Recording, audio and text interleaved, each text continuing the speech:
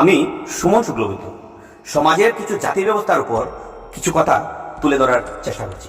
সমাজে যারা জন্মভিত্তিক জাতি নির্ধারণ করে থাকেন বা সবসময় করার চেষ্টা করেন, তাদের শিক্ষার অভাবটা কোথায় আজকে একটু তুলে ধরার চেষ্টা করেছি। ভগবান শ্রীকৃষ্ণ বলেছেন, চাতুষ্বর্ণম মায়া শ্রেষ্ঠম গুণকর্ম বিভাগেশা।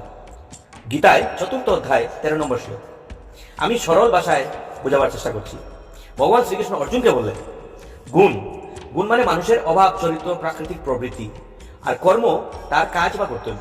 এর ভিত্তিতে আমি সমাজে 4টি বর্ণ সৃষ্টি করেছি। তবে যদি আমি এই ব্যবস্থার স্রষ্টা, তবু আমি নিজে অকর্তা বা অবিনাশী, অর্থাৎ কর্মফল বা সংসারের বন্ধনে আবদ্ধ নই।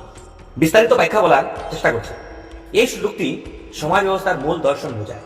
চাতুষ্বর্ণম মানে 4টি বর্ণ, অর্থাৎ সমাজের 4টি শ্রেণী, যেমন ব্রাহ্মণ, ক্ষত্রিয়, বৈশ্য, শূদ্র। ব্রাহ্মণ জ্ঞান ও আধ্যাত্মিক শিক্ষার রক্ষক, ক্ষত্রিয় শাসন রক্ষা বীরত্বের ধারক, বৈশ্য বাণিজ্য, কৃষি, অর্থনৈতিক পরিচালক, এবং শূদ্র সেবক এবং শ্রমজীবী, সমাজের বাস্তবে কর্মধারক। যেমন গুণ ও কর্ম বিভাগ।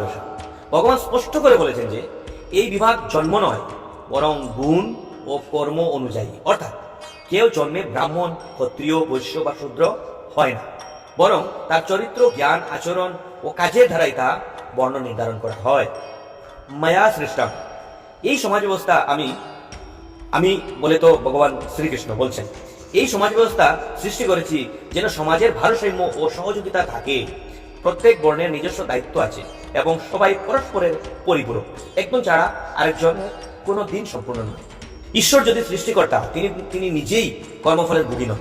যেমন সূর্য আলো দেয় কিন্তু তাতে জড়িয়ে পড়ে না, তেমনি ঈশ্বর সকল কর্মের মূল হলেও সংসারের সাথে কখনো পড়েন না। তার একটা সারমর্ম আমি বোঝাবার চেষ্টা করছি। এই শ্লোকের উদ্দেশ্য জাতিভেদ বা শ্রেণীবিভাগ প্রতিষ্ঠা করা নয়, বরং বলা হয়েছে সমাজের মানুষ নিজের স্বভাব ও কর্মের গুণে যে ভূমিকা পালন করে সেই তার প্রকৃত বর্ণ। শ্রীকৃষ্ণের এই বক্তব্য ছিল সমতা ও কর্মধর্মের শিক্ষা, যা পরবর্তীকালে ভুলভাবে জন্মভিত্তিক জাতি ব্যবস্থা হিসাবে ব্যাখ্যা করা হয়েছে।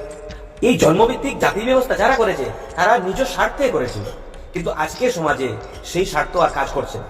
তাই এই সমাজে যারা জাতি ভিত্তিক বর্ণ ভেদ করছেন এবং ছোট বড় জাতি ভেদাভেদ করার চেষ্টা করছেন, তাদের মতো মানুষদেরকে একদমই প্রাধান্য দেওয়া উচিত নয়। আপনারা বোঝার চেষ্টা করবেন। আমি সংক্ষেপে আমার জ্ঞান অনুযায়ী আমি আপনাদেরকে বোঝাবার চেষ্টা করেছি। সবাই ভালো থাকুন, সুস্থ থাকুন। হরে কৃষ্ণ।